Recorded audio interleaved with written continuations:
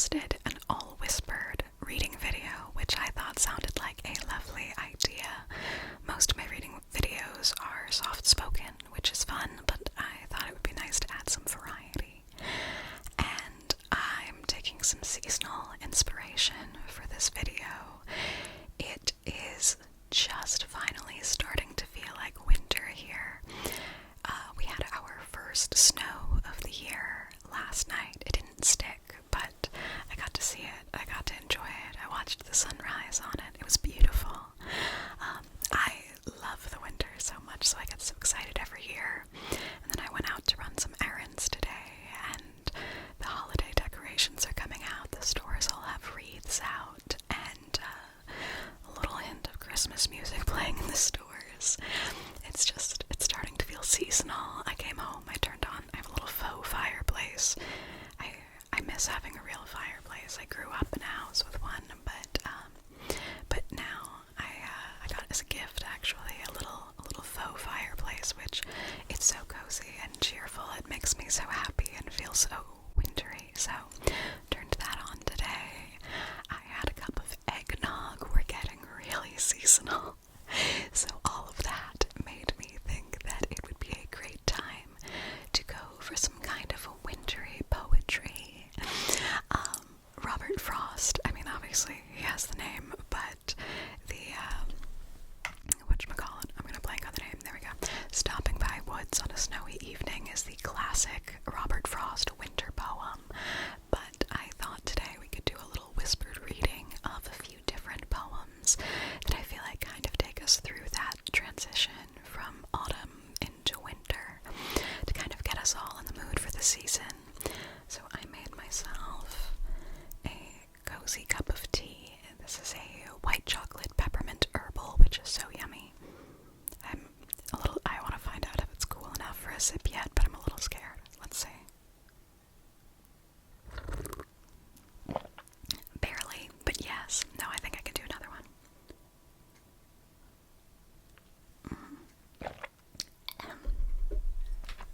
I love tea so much, so I will have that by my side.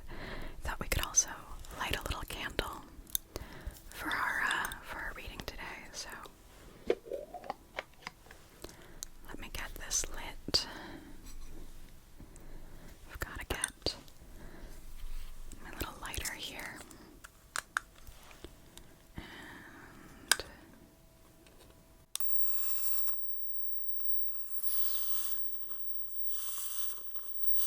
there we go.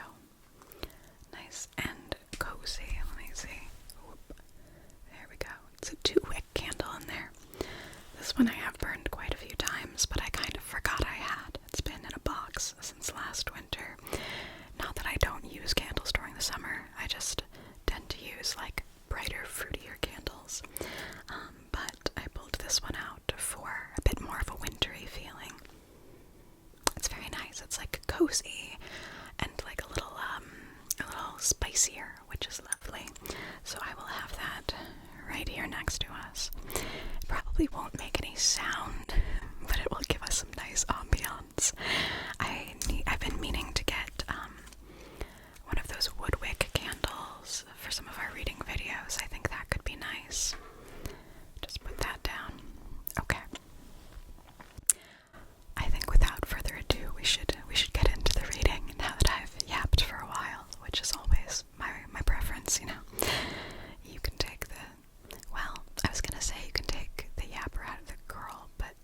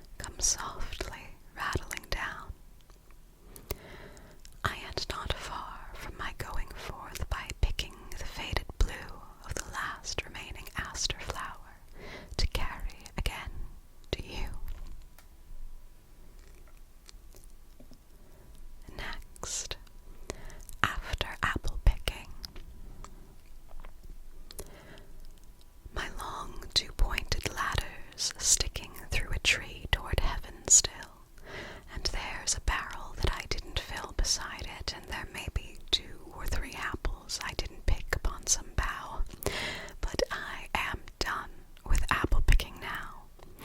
Essence of winter sleep is on the night, the scent of apples I'm drowsing off. I cannot shake the shimmer from my sight I got from looking through a pane of glass I skimmed this morning from the water trough and held against the world of hoary grass. It melted, and I let it fall and break, but I was well upon my way to sleep before it fell, and I could tell what form my dreaming was about to take.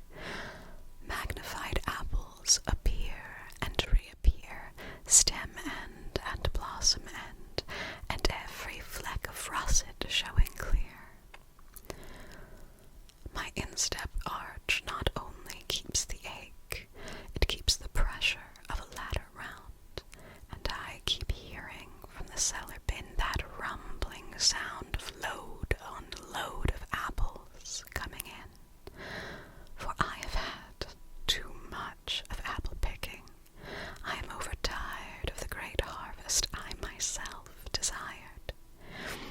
There were 10,000 fruit to touch, cherish in hand, lift down, and not let fall. For all that struck the earth, no matter if not bruised or spiked with stubble, went surely to the cider apple heap as of no worth. One can see what will trouble this sleep of mine, whatever sleep it is. Were he not gone, the woodchuck could say whether it's like his long sleep, as I describe its coming on, or just some human sleep. This one is one of my favorites. I love apple picking. I go every year, sometimes multiple times a year. And I don't go often, but every once in a while I'll go to a cider pressing party. Now, I'm probably not working as hard as Robert Frost was, because I usually just do it for an afternoon, but it is one of my favorite autumn activities every year. I had wanted to go a second time before the season finished here, but I think we're pretty much closed in on that already, unfortunately, so I missed my shot. But I still have my apples from the last time I went to pick. Let me have another sip of tea before we go to the next poem.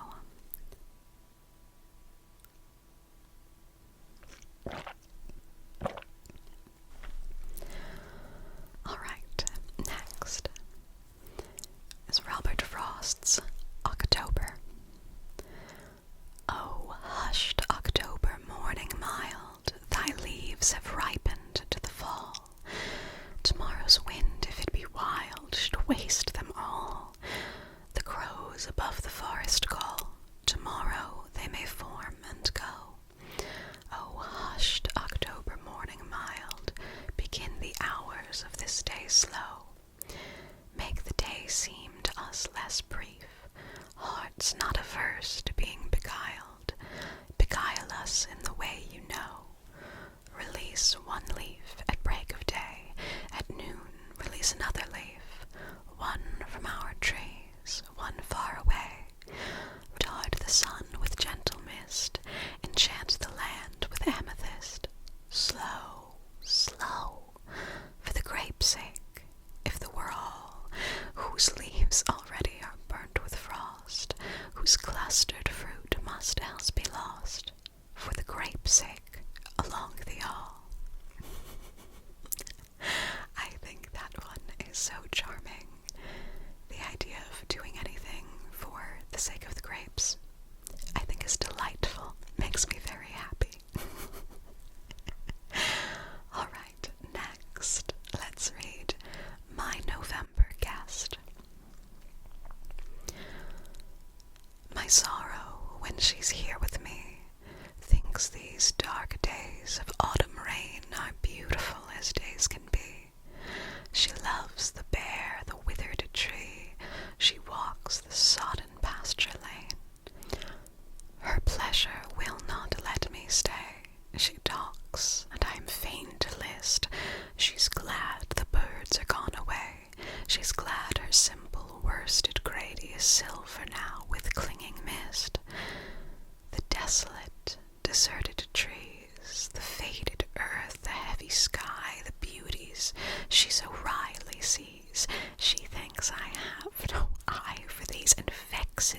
for reason why.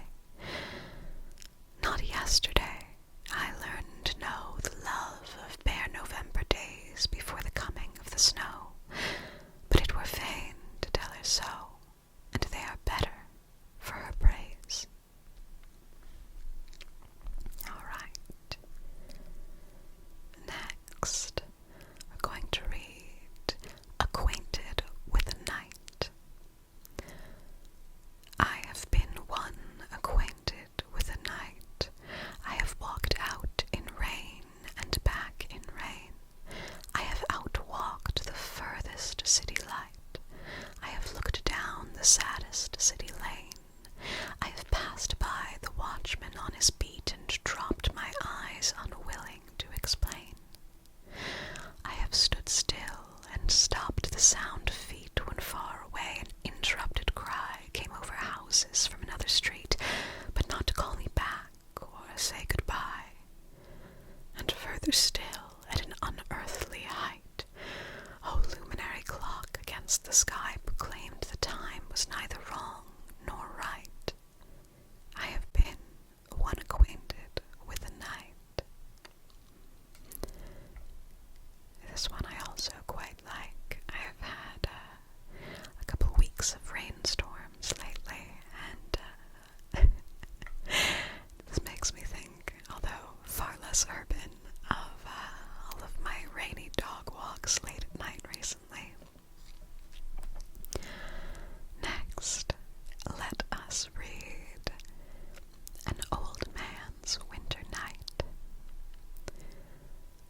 All out of doors looked darkly in at him through the thin frost, almost in separate stars, that gathers on the pane in the empty rooms. What kept his eyes from giving back the gaze was the lamp tilted near them in his hand. What kept him from remembering was that brought him to that creaking room was age. He stood with barrels around him at a loss, and having scared the cellar under him in clomping there, he scared it once again in clomping off, and scared the outer night, which has its sounds familiar, like the roar of trees and crack of branches, common things, but nothing so like beating on a box. A light he was to no one but himself, where he now sat, concerned with he knew what, a quiet light, and then not even that. He consigned to the moon, such as she was, so late arising to the broken moon, as better than the sun in any case. For such a charge, his snow upon the roof, his icicles along the wall to keep, and slept. The log that shifted with a jolt once in the stove disturbed him, and he shifted, and eased his heavy breathing, but still slept. One aged man, one man can't keep a house, a farm, a countryside, or if he can, it's thus he does it of a winter night. We are getting into the winter poems. Next is A Winter Eden. A winter garden in an alder swamp, where conies now come out to sun and romp, as near a paradise as it can be, and not melt snow or start a dormant tree. It lifts existence on a plain of snow, one level higher than the earth below, one level nearer heaven overhead, and last year's berries shining scarlet red. It lifts a gaunt, luxuriating beast where he can stretch and hold his highest feet on some wild apple tree's young, tender bark, what well may prove the year's high girdle mark. So near to paradise all pairing ends, here loveless birds now flock as winter friends, content with bud inspecting. They presume to say which buds are leaf and which are bloom.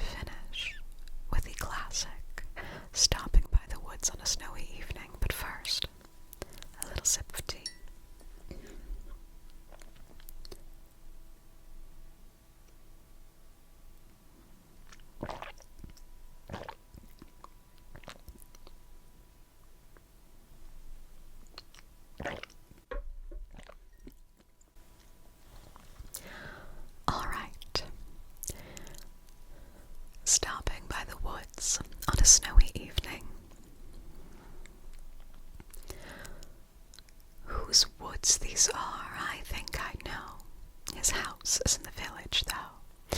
He will not see me stopping here to watch his woods fill up with snow. My little horse must think it's queer to stop without a farmhouse near between the woods and frozen lake the darkest evening of the year. He gives his harness bells a shake to ask if there's some mistake. The only other sound's the sweep of easy wind and a downy flake. The woods are lovely, dark and deep, but I have promises to